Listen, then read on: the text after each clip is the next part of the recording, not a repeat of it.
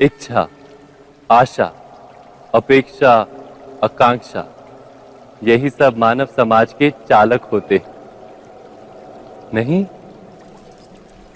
यदि कोई आपसे पूछे कि आप कौन हैं, तो आपका उत्तर क्या होगा? विचार कीजिए।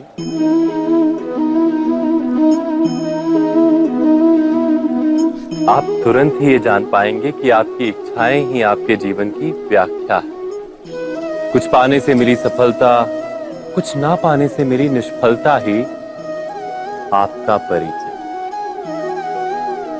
अधिकतर लोग ऐसे जीते हैं कि स्वयं भीतर से मरते रहते हैं, किंतु अपनी इच्छाओं को नहीं मार पाते। इच्छाएं उन्हें दौड़ाती हैं जिस प्रकार मृग तृष्णा मृग को दौड़ाती। परंतु इन्हीं इच्छाओं के गर्भ में ही ज्ञान का प्रकाश भी। कैसे? जब इच्छाएं अपूर्ण रहती और टूटती, तब वहीं से ज्ञान की किरण प्रवेश करती है मनुष्य के हृदय। ना, ये कथा नहीं है केवल इच्छाओं के संघर्ष की, नहीं है केवल महत्वाकांक्षाओं से जन्म लेने वाले भयावह रक्तपात। ये कथा है इच्छाओं के गर्भ से उदित होते हुए ज्ञान की।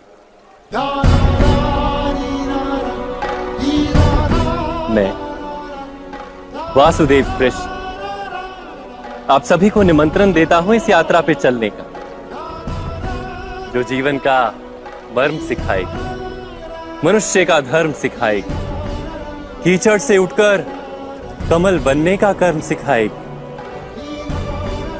और इस यात्रा का नाम है महाभारत।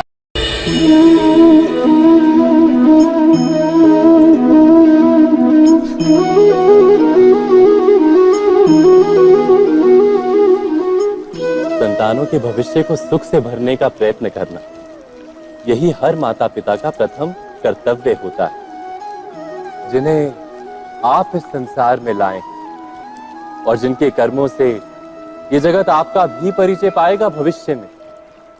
उनके भविष्य के सुख की योजना करने से अधिक महत्व और हो भी क्या सकता है। किंतु सुख और सुरक्षा, क्या ये मनुष्य के कर्मों से प्राप्त नहीं होते?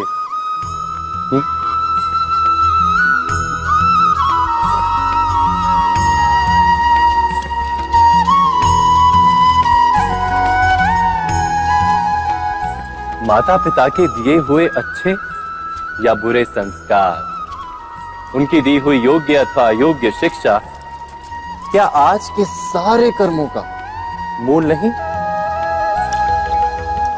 संस्कार और शिक्षा से बनता है मनुष्य का चरित्र। अर्थात माता पिता अपनी संतानों का जैसा चरित्र बनाते हैं, ऐसा ही बनता है उनका भविष्य। किंतु फिर भी अधिकतर माता पिता अपनी संतानों का भविष्य सुरक्षित करने की चिंता में उनका चरित्र निर्माण का कार्य भूल ही जाते हैं। वस्तुतः जो माता पिता अपनी संतानों के भविष्य की चिंता करते हैं, उनकी संतानों को कोई लाभ नहीं होता। किंतु जो माता पिता अपने संतानों के भविष्य की नहीं, उनके चरित्र का निर्माण करते हैं, उन संतानों की प्रशस्ति समस्त संसार करता है। स्वयं विचार कीजिए।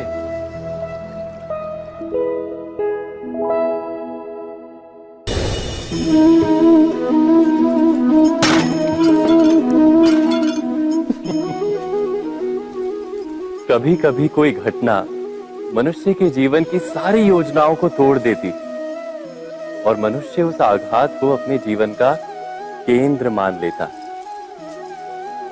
पर क्या भविष्य मनुष्य की योजनाओं के आधार पर निर्मित होते हैं?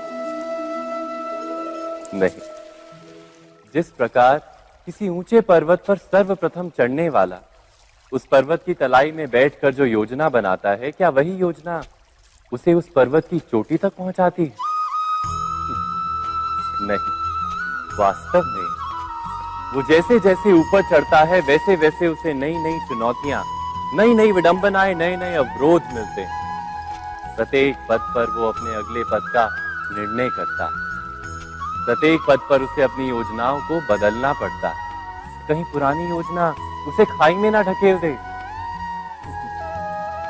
वो पर्वत को अपने योग्य नहीं बना पाता, केवल स्वयं को पर्वत के योग्य बना सकता है। क्या जीवन के साथ भी ऐसा ही नहीं? जब मनुष्य जीवन में किसी एक चुनौती को, एक अवरोध को अपने जीवन का केंद्र मान लेता है, अपने जीवन की गति को ही रोक देता है, तो वो अपने जीवन में सफल नहीं बन पाता और ना ही सुख और शांति प्राप्त कर पाता। अर्थात जीवन को अपने योग्य बनाने के बदले स्वयं अपने को जीवन के योग्य बनाना ही सफलता और सुख का एकमात्र मार्ग नहीं। स्वयं विचार कीजिए।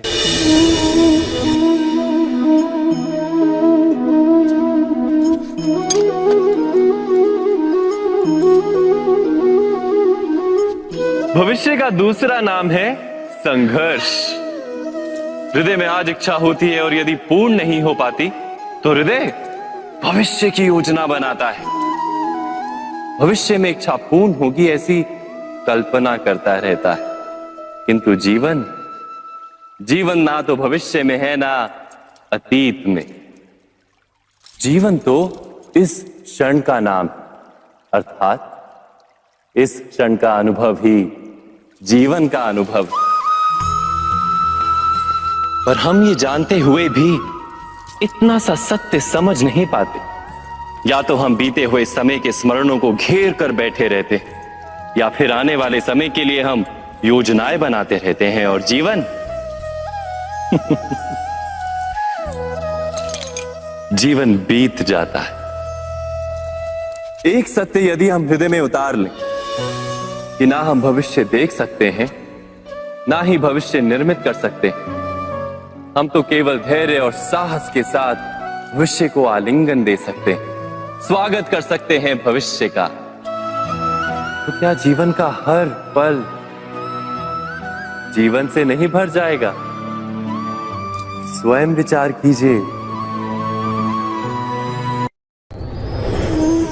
पूर्वजों की इच्छा, आशा, महत्वाकांक्षा, क्रोध, बैर, प्रतिशोध, यही सब आने वाली पीढ़ी की धरोहर बनते हैं। माता पिता अपनी संतानों को देना तो चाहते हैं समस्त विश्व का सुख, पर देते हैं अपनी पीड़ाओं की संपत्ति। देना चाहते हैं अमृत, पर साथ ही साथ विष का घड़ा भी भर देते हैं।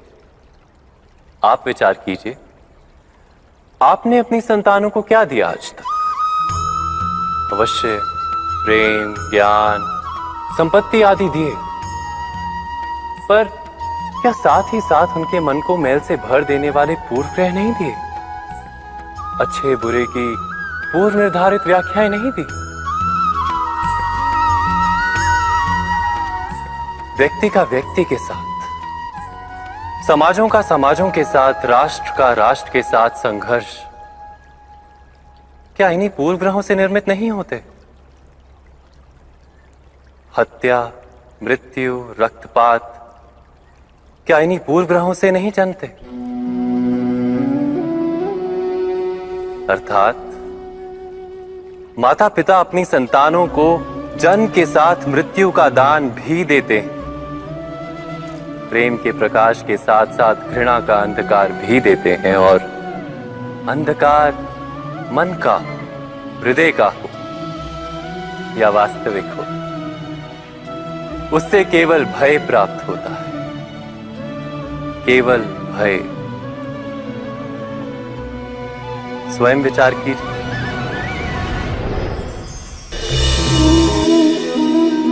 मनुष्य के हृदय में भय का साम्राज्य रहता है सदा।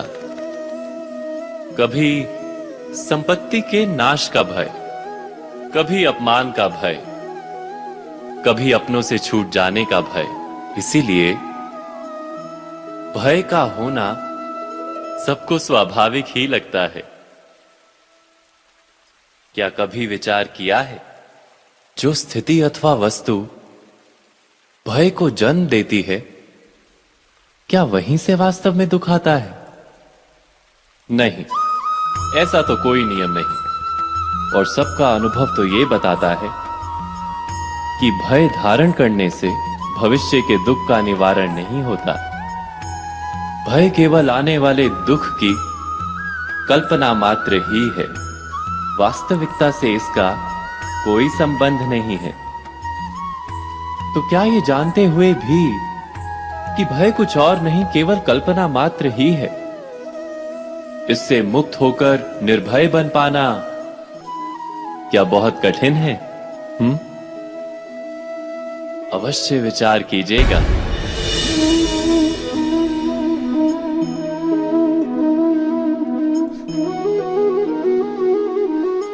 जगत में प्रत्येक व्यक्ति को किसी ना किसी प्रकार की निर्बलता अवश्य होती है। जैसे कोई बहुत तेजी से दौड़ नहीं पाता तो कोई अधिक भार नहीं उठा पाता, कोई असाध्य रोग से पीड़ित रहता है तो कोई पढ़े हुए पाठों को स्मरण में नहीं रख पाता। ऐसे अनेकों उदाहरण और भी हैं। क्या आप किसी ऐसे व्यक्ति को जानते हैं जिसे सब कुछ प्राप्त हो और हम जीवन की उस एक निर्बलता को जीवन का केंद्र मानकर जीते हैं? इस कारणवश हृदय में दुख और असंतोष रहता है सदा। निर्बलता मनुष्य को जन्म से अथवा संजोग से प्राप्त होती है, किंतु उस निर्बलता को मनुष्य का मन अपनी मर्यादा बना लेता है। किंतु कुछ व्यक्ति ऐसे भी होते हैं जो अपने पुरुषार्थ और श्रम से उस निर्बलता को पराजित कर देते हैं। क्या भेद है उनमें और अन्य लोगों में? यह आपने कभी विचार किया है? सरल सा उत्तर है इसका। जो व्यक्ति निर्बलता से पराजित नहीं होता, जो पुरुषार्थ करने का साहस रखता है हृदय में, वो निर्बलता को पार कर जाता है। अर्थात निर्बलता अवश्य ईश्वर देता है, किंतु मर्यादा मनुष्य का मन ही निर्मित करता है। स्वयं विचार कीजिए।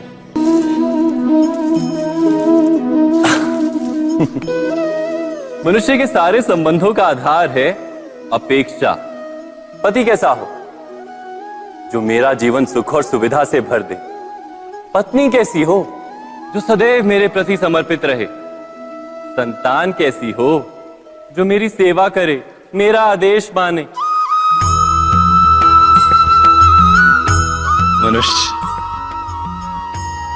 मनुष्य उसी को प्रेम भी कर पाता है जो उसकी अपेक्षा पूर्ण करता है।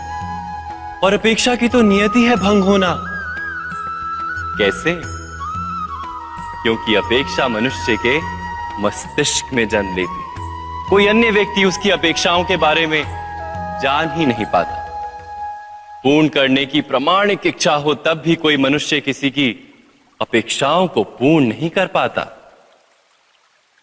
और वहां से जन्म लेता है संघर्ष। सारे संबंध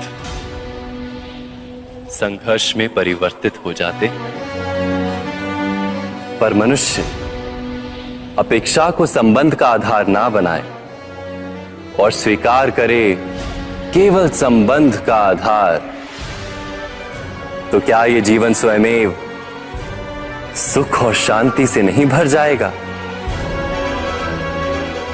स्वयं विचार कीजिएगा।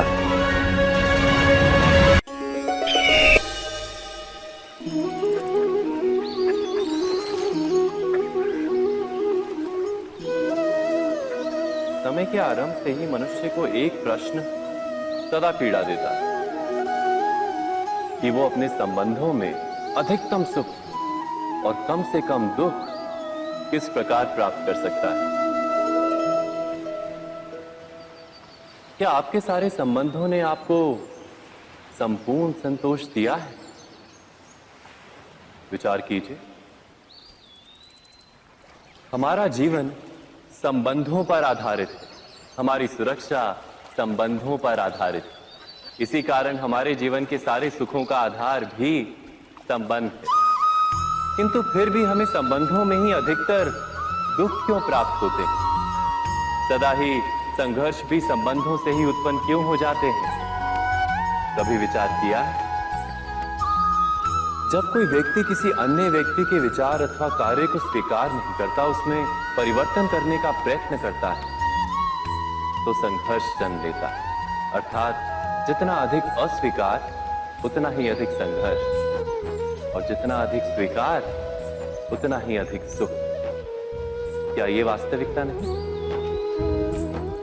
यदि मनुष्य स्वयं अपनी अपेक्षाओं पर अंकुश रखे, अपने विचारों को परखे, किसी अन्य व्यक्ति में परिवर्तन करने का प्रयत्न ना कर स्वयं अपने भीतर परिवर्तन करने का प्रयास करे, तो क्या संबंधों में संतोष प्राप्त करना इतना कठिन? अर्थात क्या स्वीकार ही संबंध का वास्तविक अर्थ नहीं? स्वयं विचार कीजिए।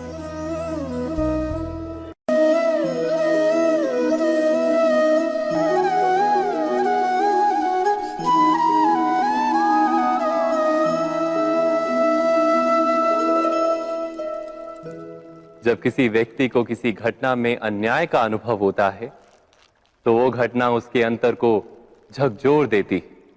समस्त जगत उसे अपना शत्रु प्रतीत होता है। अन्याय लगने वाली घटना जितनी बड़ी होती है, मनुष्य का हृदय भी उतना ही अधिक विरोध करता है। उस घटना के उत्तर में वो न्याय मांगता है, और ये योग्य भी है। वास्तव में समाज में किसी भी प्रकार का अन्याय व्यक्ति की आस्था और विश्वास का नाश है। किंतु ये न्याय क्या है? न्याय का अर्थ क्या है? अन्याय करने वाले को अपने कार्य पर पश्चाताप हो, और अन्याय भुगतने वाले के मन में फिर से विश्वास जगे समाज के प्रति। इतना ही अर्थ है ना न्याय का। किंतु जिसके हृदय में धर्म नहीं होता, वो न्याय को छोड़कर बैर और प्रतिशोध को अपनाता है। हिंसा के बदले प्रतिहिंसा की भावना लेकर चलता है। स्वयं भोगी हुई पीड़ा से कहीं अधिक पीड़ा देने का प्रयत्न करता है, और इस मार्ग पर चलते अन्याय को भुगतने वाला स्वयं अन्याय करने लगता है। शीघ्र ही वो अपराधी बन जाता है। अर्थात न्याय और प्रतिशोध के बीच बहुत कम अंतर होता है, और इसी अंतर का नाम है धर्म। क्या ये सत्य नहीं? स्वयं विचार कीजिए। दो व्यक्ति जब निकट आते हैं तो एक दूसरे के लिए सीमाएं और मर्यादाएं निर्मित करने का प्रयत्न अवश्य करते हैं। हम यदि सारे संबंधों पर विचार करें तो देखेंगे कि इन सारे संबंधों का आधार यही सीमाएं हैं जो हम दूसरों के लिए निर्मित करते हैं। और यदि अनजाने में भी कोई अन्य व्यक्ति इन सीमाओं को तोड़ता है, तो उसी क्षण हमारा हृदय क्रोध से भर जाता है। इन सीमाओं का वास्तविक रूप क्या है? क्या हमने कभी विचार किया? सीमाओं के द्वारा हम दूसरे व्यक्ति को निर्णय करने की अनुमति नहीं देते, अपना निर्णय उस व्यक्ति पर थोपते हैं। अर्थात किसी की स्वतंत्रता का अस्वीकार करते हैं। और जब स्वतंत्रता का अस्वीकार किया जाता है तो उसका हृदय दुख से भर जाता है, और जब वो सीमाओं को तोड़ता है तो हमारा हृदय क्रोध से भर जाता है। क्या ऐसा नहीं होता?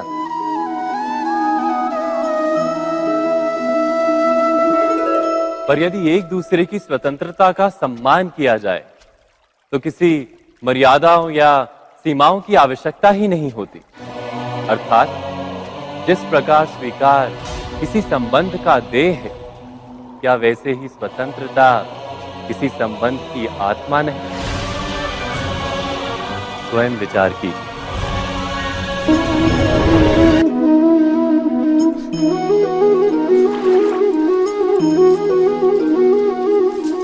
पिता सदा ही अपने संतान के सुख की कामना करते हैं, उनके भविष्य की चिंता करते रहते हैं।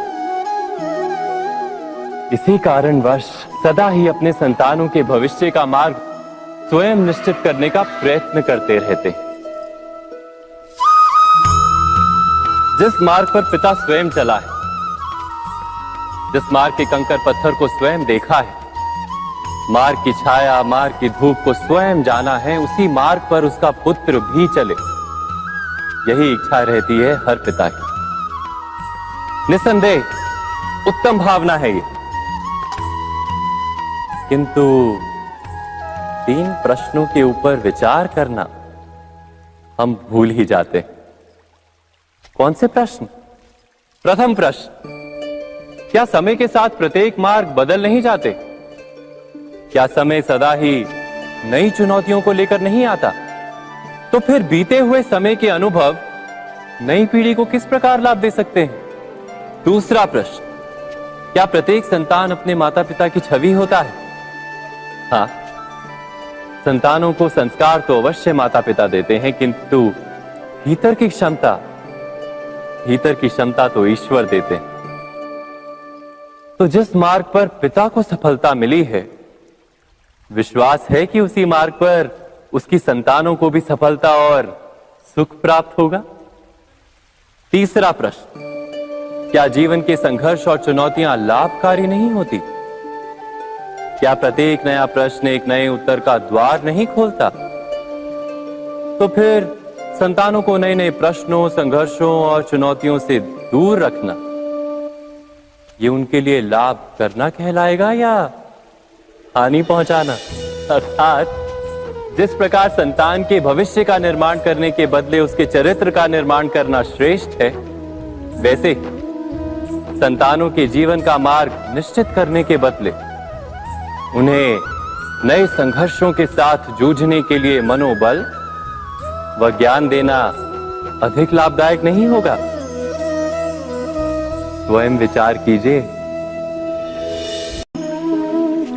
सबके जीवन में ऐसा प्रसंग अवश्य आता है कि सत्य कहने का निश्चय होता है हृदय में, किंतु मुख से सत्य निकल नहीं पाता। कोई भय मन को घेर लेता है। किसी घटना अथवा प्रसंग के बारे में बात करना या फिर स्वयं से कोई भूल हो जाए उसके बारे में कुछ बोलना, क्या ये सत्य है? नहीं, ये तो केवल तथ्य है।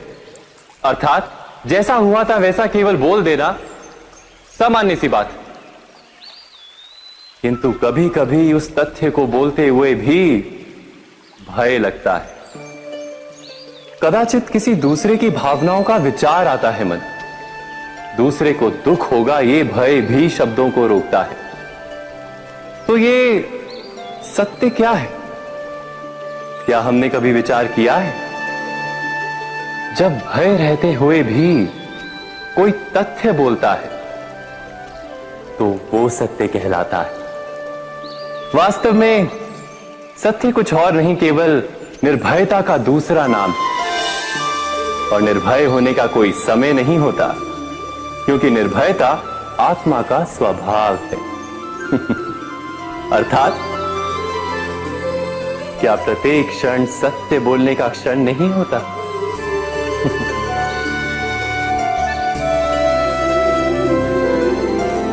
स्वयं विचार कीजिए।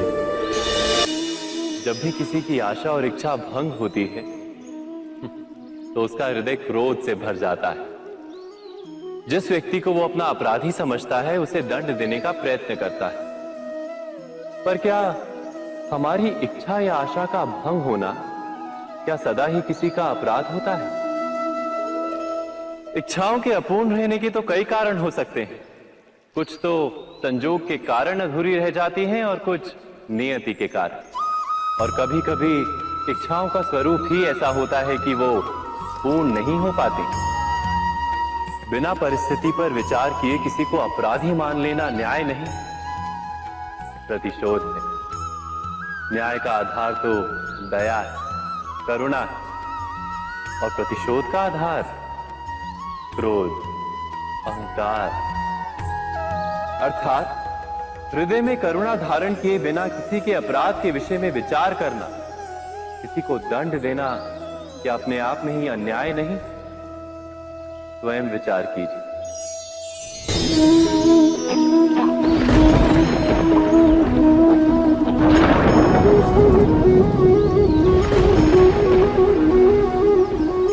सपनों और पूर्वाभासों के आधार पर हम भविष्य के सुख दुख की कल्पना करते हैं। भविष्य के दुख का कारण दूर करने के लिए हम आज योजना बनाते हैं, किंतु कल के संकट को आज निर्मूल करने से हमें लाभ मिलता है या हानि पहुंचती है? ये प्रश्न हम कभी नहीं करते। सत्य तो यह है कि संकट और उसका निवारण साथ जनते हैं, व्यक्ति के लिए भी और सृष्टि के लिए भी। नहीं, आप अपने भूतकाल का स्मरण कीजिए, इतिहास को देखिए। आप तुरंत ही ये जान पाएंगे कि जब जब संकट आता है तब तब उसका निवारण करने वाली शक्ति भी जन्म लेती है। यही तो जगत का चलन है। वस्तुतः संकट ही शक्ति के जन्म का कारण है। प्रत्येक व्यक्ति जब संकट से निकलता है तो एक पद आगे बढ़ा होता है, अधिक चमकता है, आत्मविश्वास से अधिक भरा होता है, न केवल अपने लिए अपितु विश्व के लिए भी।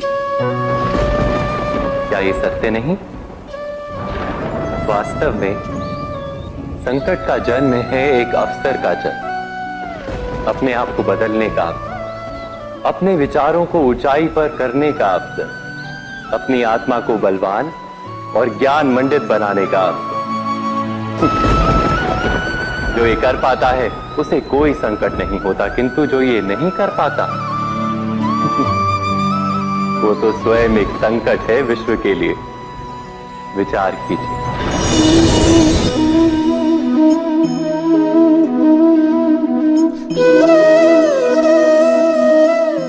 परंपरा में धर्म बसता है और परंपराएं ही धर्म को संभालने का कार्य करती हैं, ये सत्य है।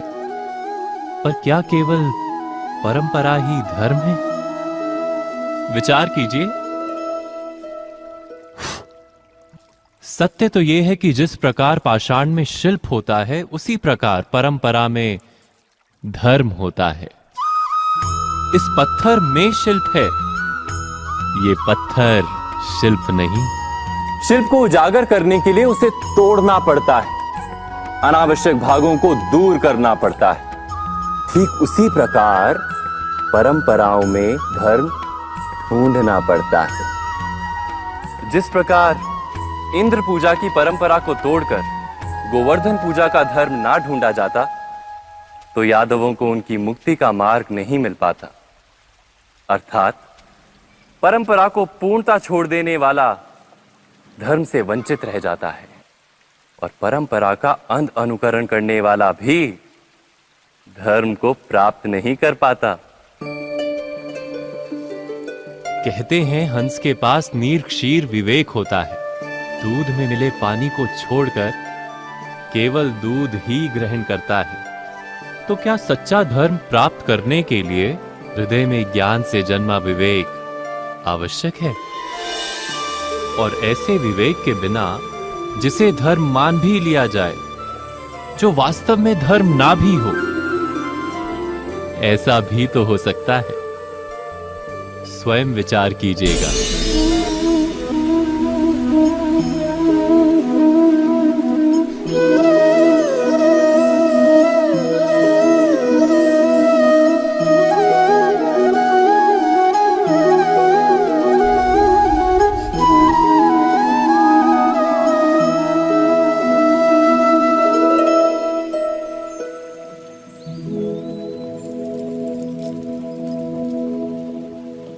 भविष्य के आधार पर सब आज का निर्णय लेना चाहते हैं।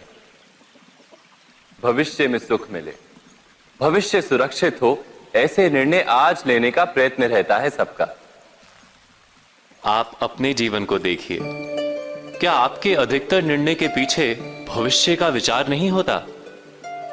और हो भी क्यों ना, अपने जीवन को सरल और सुखमय बनाने का प्रयत्न करने का अधिकार सबका है। पर भविष्य तो कोई नहीं जानता, केवल कल्पना ही की जा सकती है। तो जीवन के सारे महत्वपूर्ण निर्णय कल्पनाओं के आधार पर ही करते हैं हम। क्या निर्णय करने का कोई तीसरा मार्ग हो सकता है? विचार कीजिए। सारे सुखों का आधार धर्म है और वो धर्म मनुष्य के हृदय में बसता है। तो प्रत्येक निर्णय से पूर्व स्वयं अपने हृदय से ये प्रश्न अवश्य पूछ लेना कि ये निर्णय स्वार्थ से जन्मा है या धर्म से। क्या इतना पर्याप्त नहीं? भविष्य के बदले धर्म का विचार करने से क्या भविष्य अधिक सुखपूर्ण नहीं होगा? स्वयं विचार कीजिए। व्यक्ति को जब उसके अपराध का दंड मिलता है, तब कभी कभी उस न्याय को देखकर मन कचोटता है। प्रश्न उठता है हृदय में कि जब वो अपराध हुआ था, तब व्यक्ति भिन्न था। उसके पश्चात उसने इतने पश्चाताप किए, स्वयं में इतना परिवर्तन किया, फिर उसे दंड क्यों मिले? पर जहां आघात होता है, वहां प्रत्याघात भी होता है। जैसा कर्म वैसा फल। यदि किसी को प्रेम दोगे तो सुख प्राप्त होगा, यदि किसी की हत्या करोगे तो मृत्यु दंड मिलेगा। जैसा कार्य वैसा ही न्याय। तो फिर प्रायश्चित और पश्चाताप का कोई मूल्य नहीं है? अवश्य है मूल्य। प्रायश्चित और पश्चाताप मनुष्य की आत्मा को बलवान करता है। आने वाले दंड को स्वीकार करने के लिए मनुष्य को तैयार करता है। अर्थात बिना प्रायश्चित के दंड स्वीकार करने का कोई मूल्य है? स्वयं विचार कीजिए।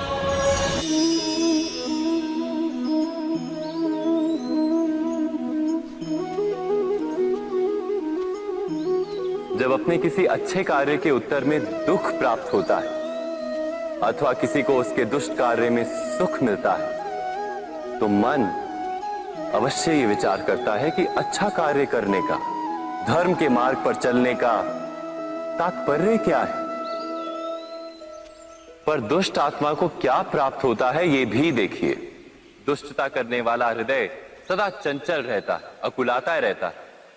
मन में सदा नए नए संघर्ष उत्पन्न होते हैं। अविश्वास उसे जीवन भर दौड़ाता है। क्या ये सुख? जबकि धर्म पे चलने वाले, अच्छा कार्य करने वाले, सच्चरित्र व्यक्ति का हृदय शांत रहता है। परिस्थितियां उसके जीवन के सुख में बाधा नहीं बनती। समाज में सम्मान और मन में संतोष रहता है सदा। अर्थात अच्छा बर्ताव भविष्य में किसी सुख का मार्ग नहीं। अच्छा बर्ताव स्वयं सुख अथवा बुरा बर्ताव भविष्य में किसी दुख का मार्ग नहीं।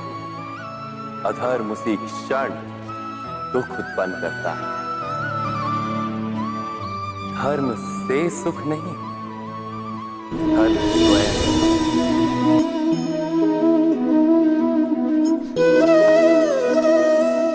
सत्ता की लालसा सबके हृदय को घेरे रहती है। प्रत्येक व्यक्ति अपना एक राष्ट्र निर्मित करने का प्रयत्न अवश्य करता है। फिर वो राष्ट्र गुरु राष्ट्र की भांति बहुत बड़ा हो या फिर अपने परिवार तक सीमित हो, वो सत्ता प्राप्त करने का प्रयास अवश्य करता है। किंतु सत्ता का वास्तविक रूप क्या है? क्या हमने कभी विचार किया है? एक मनुष्य जितने अधिक लोगों के जीवन को प्रभावित कर सके, जितने अधिक लोगों के जीवन की स्वतंत्रता पर अंकुश रख सके, उतनी ही अधिक सत्ता का अनुभव करता है वो। सत्ता का वास्तविक रूप ही है अन्य के जीवन पर स्वयं का प्रभाव। किंतु क्या वास्तविक प्रभाव प्रेम, दया, करुणा और धर्म से निर्मित नहीं होता। जब भी मनुष्य कठोरता और अधर्म से सत्ता प्राप्त करने का प्रयत्न करता है, तब वो दूसरों के हृदय में विरोध अथवा विद्रोह को जन्म देता है। और परिणाम कुछ इस प्रकार। हां, कुछ समय के लिए वो स्वयं को प्रभावी और शक्तिशाली अवश्य पाता है, किंतु वो वास्तविक सत्ता नहीं। यही कारण है कि भृगु और वशिष्ठ जैसे ऋषियों की आज भी पूजा की जाती है, रावण और हिरण्यकश्यप की नहीं। इस पर तो आप विचार अवश्य करें। सत्य कहा ना?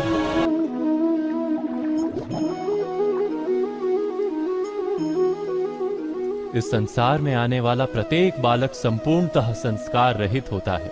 उसके अंतर पर ना किसी अच्छे संस्कार के चिन्ह अंकित होते हैं, ना ही बुरे संस्कार के। अर्थात जन्म से बालक में ना कोई गुण होता है और ना ही कोई दोष। तो ये दोष अथवा गुण किस प्रकार प्राप्त होते हैं? क्या हमने कभी विचार किया है? जो बात माता पिता के मुख से निरंतर सुनी जाती है, वही बात उनकी संतानों के हृदय का संस्कार बनती है। जैसे किसी गांव में नदी तट तक एक पगडंडी बन जाती है, केवल उस मार्ग पर बार बार चलने के कारण। अर्थात माता पिता के हृदय की इच्छाएं उनकी संतानों के हृदय का दोष अथवा गुण बनकर जन्म लेती हैं। क्या ये सत्य नहीं? पर फिर भी जब उनकी संतानों में कोई दोष दिखाई देता है, तो माता पिता आश्चर्य और दुख से भर जाते हैं। माता पिता का हृदय ये प्रश्न करता है कि उनकी संतानों में ये कुसंस्कार आए कहां से। सत्य तो यही है कि माता पिता अपनी संतानों को अनजाने में ही कुसंस्कार के बीज दे देते हैं, जो उनके संतानों की हृदय भूमि पर कुसंस्कार का वृक्ष बनकर उगता है। अर्थात अपनी संतानों को सुसंस्कारी और धर्ममय बनाने की आशा रखने वाले प्रत्येक माता पिता को प्रथम अपने हृदय की इच्छाओं पर अंकुश रखना क्या अनिवार्य नहीं?